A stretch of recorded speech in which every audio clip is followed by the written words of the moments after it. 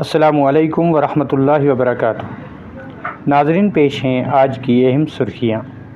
Assembly کے پہلے روز کے سیشن میں پی ڈی پی پارٹی کے ایم ایل اے وحید پرہ کی جانب سے دفعہ 370 کی قرارداد پیش کرنے پر ہنگامہ، سجاد غنی لون اور شبیر احمد قلعے کی جانب سے قرارداد کی حمایت پر پی ڈی پی صدر محبوبہ مفتی نے کیا ممبران کا شکریہ۔ جموں و کشمیر کے تشخص کے حوالے سے لیفٹیننٹ گورنر منوج سنہا کا ایوان میں اہم خطاب۔ کہا، وزیر اعظم ہند اور وزیر داخلہ نے ریاست کا تشخص بحال کرنے کا کیا ہے وعدہ۔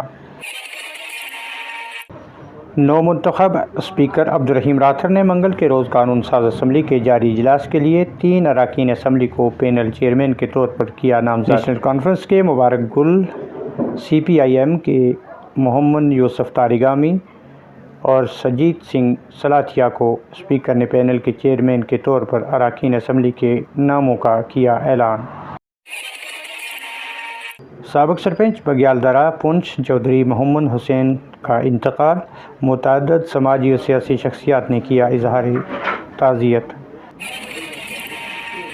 ایس ایس پی پونچھ اور ڈی وائی ایس پی سرنکوٹ کی ہدایت پر پولیس سب انسپکٹر امیت شاہ کا ٹریفک قوانین کی خلاف ورزی کرنے والوں کے خلاف کارروائی۔ سرنکوٹ میں مختلف جگہوں پر ناکے لگا کر کیے گئے متعدد چلان۔